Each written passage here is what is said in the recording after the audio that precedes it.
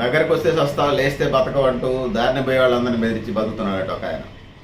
So కేంద్ర రాష్ట్ర ప్రభుత్వాలు, వివిధ రాష్ట్రాలు ఉన్నటువంటి పాలక పార్టీలు, పాలక ప్రభుత్వాలు ఈ కథే నడుస్తూ ఉంది. ముఖ్యంగా 4% నుంచి 6% ధరలు ఉన్నప్పుడు ప్రజలు కొద్దిగా బతకడానికి ఆస్కారం ఉంటుంది. ఇలా ద్రవ్యోల్బణం రేటు, అధిక ధరల రేటు ఈరోజు ఎట్లుందంటే అది 6% నుంచి 19% దాకా పోయేటువంటి పరిస్థితి కనపడతా ఉంది.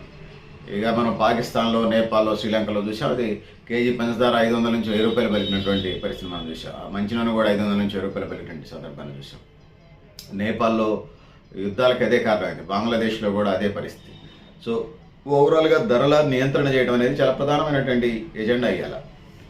ఎందుకంటే జీతాలు ఏం పెరగవు కానీ ధరలు పెరిగి కూర్చుంటాయి. మరి జీతాలు కూడా పెరగాలి కదా. సో పెట్టుబడిదారీ సమాజంలో అట్లాంటి పరిస్థితులు ఉంటాయి. ఇట్లాంటి పరిస్థితులు అధిగమించి ముందుకు పోవాల్సిన అవసరం అయితే ఉంది. అవినీతి, బంధుప్రీతి, ఆశ్రిత పక్షపాతం, బ్యూరోక్రటిక్ విధానాలు, ఇంకా బ్లాక్ మార్కెటింగ్, వీటి మీద నియంత్రణ లేని ప్రభుత్వం ప్రజల నుంచి సానుభూతిని పొందినట్టు చరిత్రలో లేదు, ఉండదు, ఉండబోదు. సో ఖచ్చితంగా పారదర్శకంగా ఉండాలి. సొంత అవినీతి కార్యక్రమాల ఎజెండాగా ముందుకు పోవటం వల్ల ఉపయోగం లేదు. ఆ విధంగా ముందుకు పోవాల్సిన అవసరం అయితే ఉన్నదనేది తెలియజేసుకుంటా ఉన్నాను. సో ధరల్ని కంట్రోల్లో పెట్టాలి. ముఖ్యంగా రైతులకు సంబంధించి మధ్యవర్తులైనటువంటి ఒక వ్యవస్థ నిర్మించాలి. ధరల నియంత్రణకు సంబంధించి మనం ఇజ్రాయెల్ మోడల్ తీసుకున్నప్పుడు, ఇజ్రాయెల్ మోడల్లో కూరగాయలు తీసుకుందాం, పండ్లు కూరగాయలు. వాళ్ళ కోల్డ్ స్టోరేజ్లు ఉంటాయి పండ్లు కూరగాయలకు సంబంధించి. ఆ పండ్లు కూరగాయలకు సంబంధించి కోల్డ్ స్టోరేజ్ ఉంటే ఆ పండ్లు కూరగాయల కోల్డ్ స్టోరేజ్లు వాళ్ళ కోల్డ్ స్టోరేజ్ నుంచి మార్కెట్కి తీసుకొస్తారు, అమ్ముకుంటారు, మిగిలిన మళ్ళీ కోల్డ్ స్టోరేజ్లో పెడతారు. అట్లా ఒక నెల నుంచి కొన్ని నెలల పాటు అట్లా పండ్లు కూరగాయలను స్టోర్ చేసుకునే అవకాశం ఉంటుంది. ఇతర లిక్విడ్స్, కెమికల్స్ ఏం చల్లాల్సిన పరిస్థితి ఉండదు. కార్బైడ్ రకాల మామిడి పండ్ల తరహాలు. అంటే క్యాన్సర్ వస్తుందనేది, దాన్ని చేయొద్దు అనేది కలెక్టర్లు వచ్చి ఓపెనింగ్ చేస్తున్నారు కదా. ఆ ఒక్కరోజు వచ్చి ఓపెనింగ్ చేసి సరిపోద్దా? కలెక్టర్లు ఏం చేస్తూ ఉన్నారు?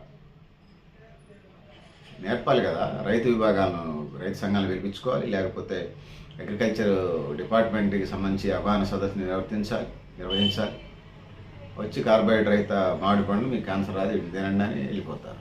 వాళ్ళు పెద్ద అప్పటికి పెద్ద ఫోజు, అదొక పెద్ద ఫోజు జిల్లాల కలెక్టర్లకి. నేను తెలంగాణ జిల్లా కలెక్టర్లు, ఆంధ్రప్రదేశ్ జిల్లా కలెక్టర్, దేశవ్యాప్తంగా జిల్లా కలెక్టర్లు తెలుగు పేపర్, ఇంగ్లీష్ పేపర్ చదువుతూ ఉంటే చూస్తూ ఉంటే అక్కడ పెద్ద అసలు ప్రజాసేవకే పుట్టినట్టుగా అట్లనే ఉంటుండదు పోసు. సో ఇది పరిస్థితి. అందుకోసం కోల్డ్ స్టోరేజ్లు, కూరగాయల పండ్లు, కూరగాయలు, ఆకుకూరలకి సంబంధించిన కోల్డ్ స్టోరేజ్ వచ్చినప్పుడు సహజంగానే డైరెక్ట్ రైతు దగ్గరికి వెళ్తారు, తెచ్చుకుంటారు. మధ్య దళారీలు, బ్రోకరేజ్ ఉండదు. సో ఆ విధంగా ముందుకెళ్లాల్సిన అవసరం ఉంది. వ్యవసాయ అనుబంధ రంగాలని స్ట్రెంథెన్ చేయాల్సిన అవసరం ఉంది. ఎందుకంటే ఆ విధంగా ముందుకు పోవటం ఎంతో మంచి పద్ధతిగా ఉంటుంది.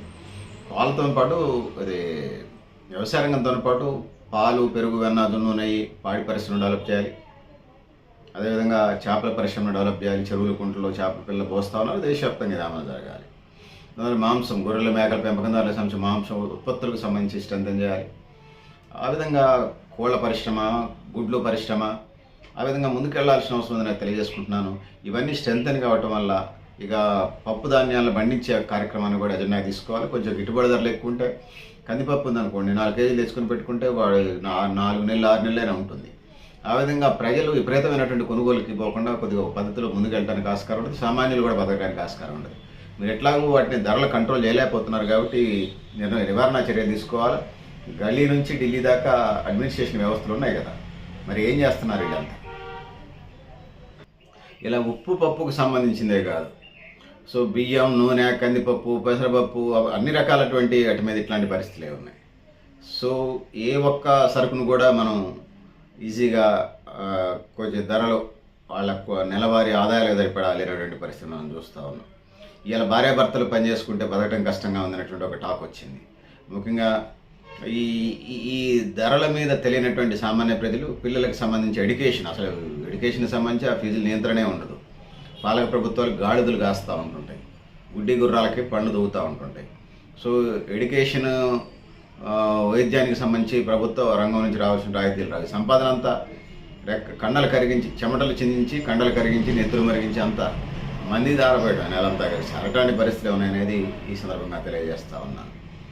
సో 1943లో కరువు వచ్చింది, ఎంతమంది చనిపోయారు, అయ్యాల పరిస్థితులు వేరు. సో మరి ఇలా ఉత్పత్తులు పెరిగినాయి, సాగునీటి ప్రాజెక్టులు పెరిగినాయి, అనేక వనరులు పెరిగినాయి, బోర్వెల్స్ దాకా ఫ్రీ కరెంట్ కూడా ఇస్తూ ఉన్నారు. మరి ఎందుకు ప్రజలకి అధిక ధరలు ఎందుకు పరిస్థితులు నెట్టేయబడుతున్నారు? రేషన్ కూడా ఇస్తున్నారు, 80 కోట్ల మందికి పైగా రేషన్ బియ్యం కూడా ఇస్తా ఉన్నారు. సో రైతులకు గిట్టుబాటు ధరలు ఇవ్వండి, దానికి ప్రాబ్లం లేదు. 65లో భారత ఆహార సంస్థ ఎఫ్సిఐ ఏర్పడ్డది.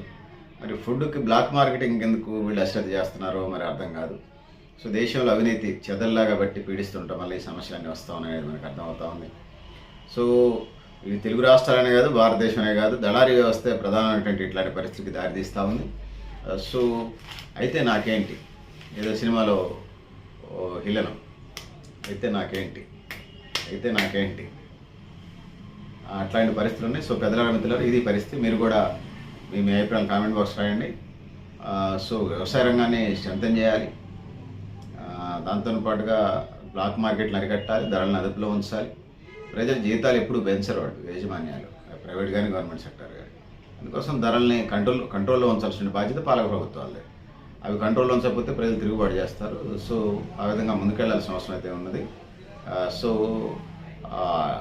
సో ఇంటికి కుటుంబ పెద్దలాగా పాలక ప్రభుత్వాలు, ఇటు రాష్ట్ర ప్రభుత్వం కానీ అటు కేంద్ర ప్రభుత్వం కానీ కుటుంబ పెద్దలాగా వ్యవహరించాలి, లేకపోతే కాలగర్భంలో కలిసిపోతారని తెలియజేసుకుంటూ అనేక అనుభవాలు చెప్తా ఉన్నాయి మనకి. ఇప్పటికే నేను మళ్ళీ రిపీటెడ్ చేయను, ఆయా రాష్ట్రాలు ఆయా దేశాలు ఇట్లాంటి పరిస్థితులు ఫేస్ చేసిన చాడు కాలగర్భంలో కలిసిపోయి.